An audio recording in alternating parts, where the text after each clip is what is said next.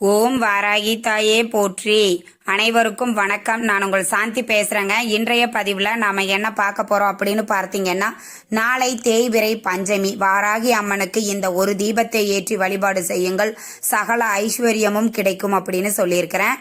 இந்த தீபம் எப்படி ஏற்றணும், தேய்பிறை பஞ்சமி தேதி நேரம் என்ன அப்படிங்கறத பத்தியும் தெளிவாக நம்ம இந்த பதிவுல பார்க்கலாம்.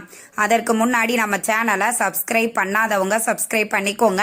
பக்கத்திலே இருக்கிற பெல் ஐக்கானை கிளிக் பண்ணிக்கோங்க. அப்பதான் நான் போடுற எந்த ஒரு வீடியோவா இருந்தாலும் உடனே உங்களுக்கு நோட்டிபிகேஷன்ல வரும். இப்ப பார்த்தீங்கன்னா, நாளைய தினம் திங்கட்கிழமை நம்மளுக்கு தேய்பிறை பஞ்சமி வருகிறது.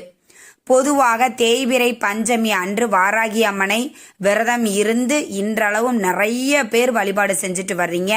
அவங்களுடைய வாழ்க்கையில் இருக்கக்கூடிய கஷ்டங்கள் அனைத்தையும் வேரோடு தீர்ப்பவள், நம்மளுடைய கலியுக கடவுளாக விளங்குபவள் வாராகி அன்னை.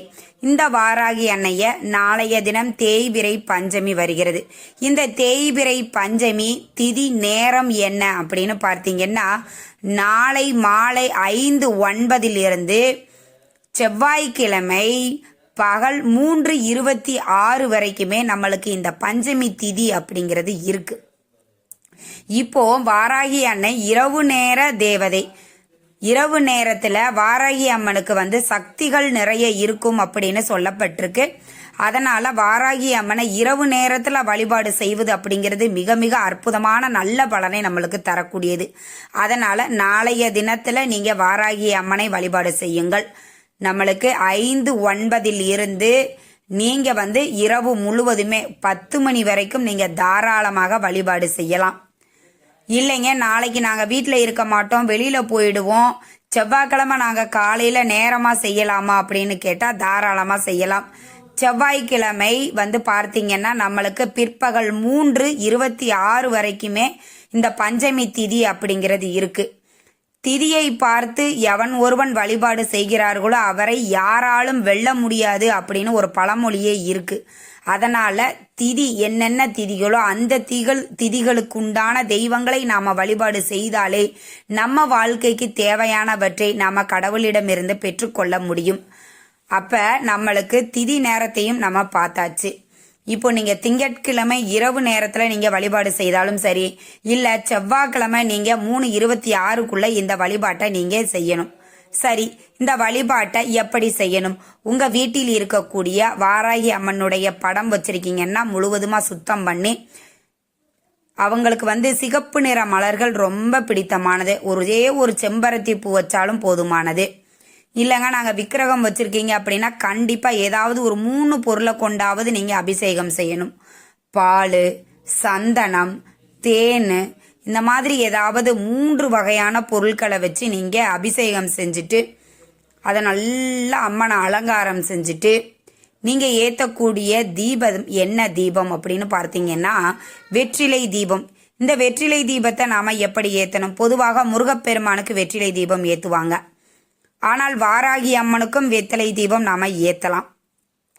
5 வெற்றிலை எடுத்துக்கோங்க. அதை நல்லா வாஷ் பண்ணிட்டு மஞ்சள் குங்குமம் வச்சுக்கோங்க. இப்போ ஒரு வெற்றிலை எடுத்துட்டு அதில் மஞ்சள் குங்குமம் வச்சுட்டு அதற்கப்புறம் ஒரே ஒரு ஸ்பூன் பச்சரிசி வச்சுக்கோங்க. அதற்கு மேலே ஒரு அகல் விளக்கு வச்சுக்கோங்க. நல்லெண்ணெயோ நெய்யோ விட்டு சிகப்பு நிற திரி போட்டு ஏற்றணும். வாராகி அம்மனுக்கு நாம சூட்சமமாக ஏற்றக்கூடிய தீபம் இந்த தீபம். அதனால இதை 5 வெற்றிலையும் இதே மாதிரி நீங்க ரெடி பண்ணி வச்சுக்கணும்.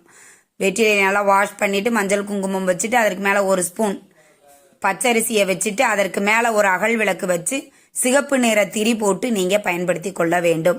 எங்களுக்கு இப்ப சிகப்பு நிற திரி கிடைக்கல, நாங்க என்ன பண்றது அப்படின்னா, குங்குமத்துல நீங்க கொஞ்சம் தண்ணி விட்டு கரைச்சுக்கிட்டீங்கன்னா இதை டிப் பண்ணி எடுத்து காய வச்சு நீங்க சிகப்பு நிற திரியா பயன்படுத்தி கொள்ளலாம்.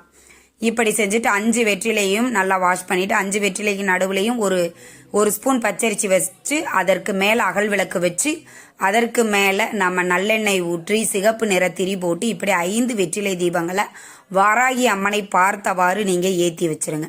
ஏத்தி வச்சுட்டு நெய்வேத்தியமாக மாதுளை பழம் வைக்கலாம், கிழங்கு வகைகள் கேரட்டு, பீட்ரூட்டு, உருளைக்கிழங்கு, குச்சிக்கிழங்கு, சக்கரவள்ளி கிழங்கு, இந்த மாதிரி கிழங்கு வகைகள் நீங்க வைக்கலாம். அது மாதிரி நிலக்கடலை அதெல்லாம் நீங்க வைக்கலாம். ஏன்னா மண்ணுக்கு அடியில் விளையக்கூடிய பொருட்களை வாராகி அம்மன் விரும்பி சாப்பிடுவாங்களாம். அதனால நெய்வேத்தியமாக அந்த மாதிரி பொருட்களை வைத்து வாராகி அம்மனுக்கு அர்ச்சனை செய்யுங்க. பூக்களால் அர்ச்சனை செய்யலாம், குங்குமத்தால் அர்ச்சனை செய்யலாம், அச்சதையால நம்மளுக்கு பச்சரிசியில் அச்சதை ரெடி பண்ணி வச்சு அந்த அர்ச்சதை அரிசியால நாம போற்றிகள் சொல்லி அர்ச்சனை செய்து நாம வாராகி அம்மன் கிட்ட மனதார பிரார்த்தனை பண்ணிக்கோங்க. உங்களுடைய தேவைகள் கோரிக்கைகள் என்னவோ அதை முழு மனதோடு நீங்க வாராகி அம்மன் கிட்ட மனதார பிரார்த்தனை பண்ணிட்டு தீபதூப ஆராதனை எல்லாம் காட்டி உங்களுடைய பூஜையை நீங்க நிறைவு செய்து கொள்ளலாம். இந்த மாதிரி ஒவ்வொரு தேய்பிறை பஞ்சமிக்கும் நீங்க வாராகி அம்மனுக்கு இந்த வெற்றிலை தீபம் ஏற்றிட்டு வாங்க. நடக்காத காரியங்கள் ஏதாவது உங்க வாழ்க்கையில இது எனக்கு நடக்க மாட்டேங்குதுங்க அப்படின்னு நீங்க நினைச்சிட்டு இருக்கிறீங்கன்னா ஏதாவது ஒரு கோரிக்கையை மட்டும் வச்சுக்கோங்க. இப்ப உங்களுடைய குழந்தைகளுக்கு விரைவில் திருமணம் நடைபெற வேண்டும் அப்படின்னா அதை மட்டும் நீங்க யோசிச்சுக்கோங்க. என்னுடைய குழந்தைக்கு சீக்கிரமா நல்ல வரன் அமைய வேண்டுமா அப்படின்னு மனதார பிரார்த்தனை பண்ணிக்கோங்க. இதை நீங்க ஒரு நாள் வாரம் இத்தனை வாரம் நான் செய்யறேன் அப்படின்னு கூட நீங்க கணக்கு வச்சுக்கிட்டு இந்த வெற்றிலை தீபம் 7, 5, 9 அப்படிங்கிற வார கணக்கு வச்சு நீங்க இந்த தீபத்தை ஏற்றி வாராகி அம்மனை வழிபாடு செஞ்சுட்டு வாங்க.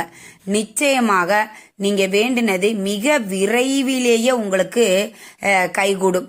நல்ல வேலை கிடைக்கணும், என் குழந்தைகளுக்கு திருமணம் நடக்கணும், குழந்தை வர வேண்டும், கடன் தீர வேண்டும், இந்த மாதிரி உங்களுக்கு என்ன உங்களுடைய தேவைகள் கோரிக்கைகள் எதுவோ அதை வாராகி அம்மன் கிட்ட மனதார பிரார்த்தனை பண்ணும்போது, அதுவும் இந்த வெற்றிலை தீபத்தை ஏற்றி வச்சு நீங்க வாராகி அம்மனை வழிபாடு செய்யும் போது வெற்றி கண்டிப்பாக நிச்சயமாக வெற்றி கிடைக்கும். அதனால இதுல எந்த ஒரு சந்தேகமும் இல்லைங்க. நீங்க நம்பிக்கையோட வழிபாடு செய்யுங்கள்.